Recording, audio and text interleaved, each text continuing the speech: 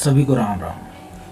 मित्रों, स्वामी जी ने सफलता का 5वां सिद्धांत जापान में बताया था। चीयरफुलनेस यानी सफलता व प्रसन्नता। चीयरफुलनेस, सफलता और प्रसन्नता, ये स्वामी जी कहते हैं कि ये एक दूसरे के पूरक हैं। जो प्रसन्न होगा वो सफल होगा ही, ये कुदरत का ही नियम है। स्वामी जी कहते हैं प्रसन्नता सफलता का प्रमुख अंग है। उन्होंने विद्यार्थियों को बोलते हुए कहा, मेरे भाइयों, तुम स्वभाव से ही प्रसन्नचित्त हो। तुम्हारे खिले हुए चेहरे की मुस्कान देखकर मुझे खुशी और आनंद महसूस हो रहा है। तुम मुस्कुराते हुए मनुष्य हो। तुम मानव जाति की हंसती हुई कलियां हो। तुम प्रसन्नता की मूर्ति हो। तो मैं तुम्हें यह बतलाना चाहता हूं कि समय के अंत तक अपने जीवन का यही लक्ष्य कायम रखो। इस आनंद को, इस खुशी को, इस प्रसन्नता को, चीयरफुलनेस को खत्म मत होने देना। इसे कैसे बचाए रखना है, ये प्लानिंग करो। अपने परिश्रमों के पुरस्कार के लिए चिंतित ना हो। जो आप काम करते हैं उसके परिणाम क्या होंगे, वो चिंता करने की जरूरत नहीं। भविष्य की कोई परवाह मत करो। संशयों को त्याग दो, डाउट्स फॉरगेट कर दो, भूल जाओ डाउट्स को। सफलता और असफलता का विचार भी छोड़ दो। सिर्फ कर्म करने के लिए कर्म करो। कर्म अपने आप में पुरस्कार है। भूतकाल पर बिना खिन्न हुए और भविष्य की बिना चिंता किए जीवित वर्तमान में काम करो और सिर्फ काम करो। यह भाव तुम्हें सब अवस्थाओं में प्रसन्न रखेगा। जीवित बीज को फलने फूलने के लिए हवा, पानी, मिट्टी की जितनी जरूरत पड़ती है वह प्रकृति से ले लेता है। यह लॉ ऑफ एफिनिटी है, आकर्षण अमित नियम है ये संपर्क का। इसी प्रकार प्रसन्न चित्त कार्यकर्ता को प्रकृति हर प्रकार की सहायता देती है। The way to more light is the faithful use of what we have. जो कुछ हमें प्राप्त है उसका सदुपयोग ही अधिक प्रकाश पाने का साधन है। अधिक सफलता का साधन क्या है? जो अपने पास है उसका सदुपयोग कर लो। चाहे वो ज्ञान हो, चाहे वो मौका हो, चाहे वो कोई भी काम हो, कुछ भी जो आपके पास है पहले उसको तो खेल लो, उसको तो यूज कर लो। यदि एक अंधेरी रात में तुम्हें 20 मील की यात्रा करनी है और तुम्हारे हाथ में जो रोशनी या दिया या लाइट है वो सिर्फ 10 फीट की दूरी तय करेगी, तो तुम्हें क्या करना है? भाई साहब 10 फीट की दूरी तय कर लो, क्योंकि अगर सोचते रहे तो वो 10 फीट तक भी नहीं जलेगी। अगर आपके पास थोड़ी सी वो रोशनी है, 10 फीट तक रास्ता आपको दिखेगा, आप उसमें चलना शुरू कर दो। फिर कोई भी, जैसे ही आपने चलना शुरू किया फिर आपको अंधेरा नहीं दिखेगा।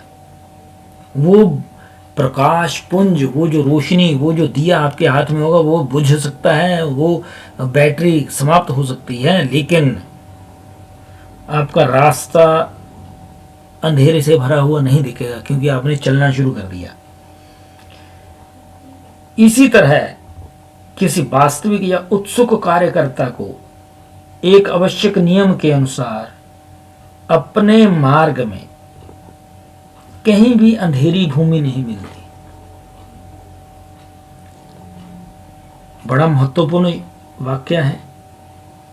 स्वामी जी कहते हैं कि जो कर्म करने वाला है, कर्मयोगी, उसको कहीं भी कमियां नहीं दिखती कि अगर ऐसा होता तब मैं ऐसा कर पाता, ऐसा नहीं था तो ऐसा नहीं हुआ ना।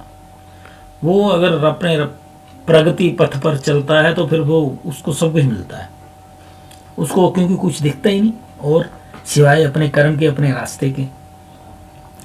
स्वामी जी कहते हैं इतना ज्यादा कर्मयोगी महान होता है, फिर छोटी छोटी घटनाओं से अपने दिल को बेचैन क्यों करना, अपनी खुशी को खत्म क्यों करना, क्यों अपने अंदर प्रसन्नता को, चीरफुलनेस को समाप्त होने देना। क्योंकि ये महत्वपूर्ण है। जो लोग तैरना नहीं जानते, यदि वे अचानक कहीं पानी में गिर जाएं, किसी झील में, तालाब में गिर जाएं, तो सिर्फ अपनी समचित्तता या समता बनाए रखें। समता मतलब बैलेंस, और शांत रहें, तब भी वो बच सकते हैं। मनुष्य का जातीय गुरुत्व पानी के जातीय गुरुत्व से कम है, इसलिए मनुष्य तैर सकता है उसके ऊपर। अगर वो हिलता जुलता नहीं है तो, और अंदर से शांत है, तभी नहीं हिलेगा जुलेगा। स्वामी जी कहते हैं लेकिन क्योंकि मनुष्य का चित्त स्थिर नहीं रहता, वो घबरा जाता है, और तैरने के असफल प्रयास के कारण वो डूब जाता है। अगर वो बिल्कुल शांत होकर के बैठा रहे तो पानी उसको डूबने नहीं देगा। लेकिन क्योंकि वो मैं करूँगा, घबरा जाता है, मन अशांत हो जाता है, अंदर की प्रसन्नता खत्म हो गई, एकदम से बैलेंस बिगड़ जाता है, और जैसे ही बैलेंस बिगड़ता है मनुष्य डूब जाता है। इस तरह भावी सफलता के लिए अशांति प्राय स्वयं की सफलता का कारण बन जाती है। हम कर्म कर रहे हैं, लेकिन हम उस सफलता, उस कर्म के बाद हमें ये होगा, ऐसा होगा, ये सोचने लग जाते हैं। स्वामी जी कहते हैं यही भाव जैसे आता है तो हम असफलता की ओर बढ़ने लग जाते हैं, और ज़्यादातर लोग रिजल्ट के बारे में सोचते रहते हैं और सफलता की जगह असफल हो जाते हैं। असफलता के पीछे दौड़ने और भविष्य से चिपटने वाले विचार के स्वभाव को हमें समझ लेना चाहिए।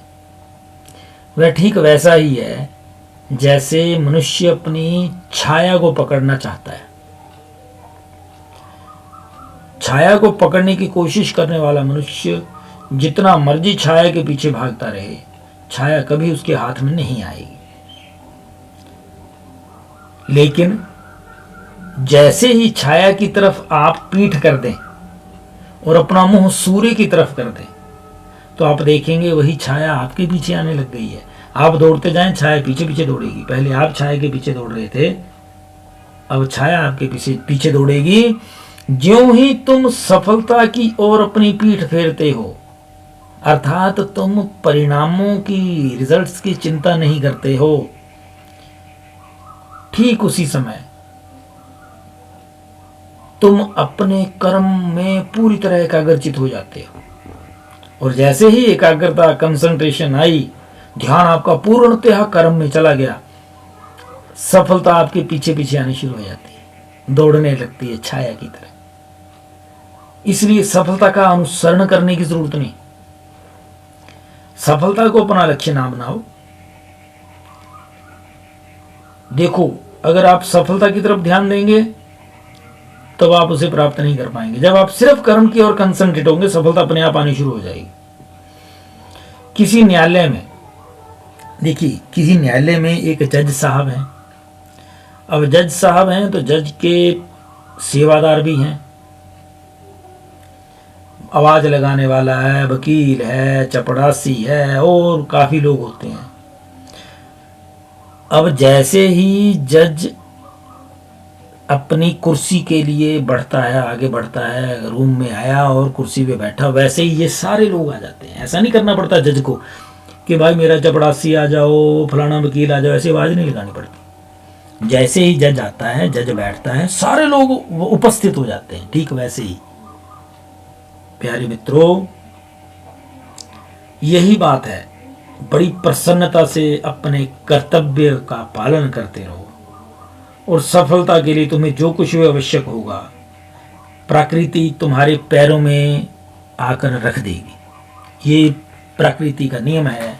जो प्रसन्नचित्त लोग होते हैं, प्रकृति उनको सफल होने में हमेशा सहयोग करती है।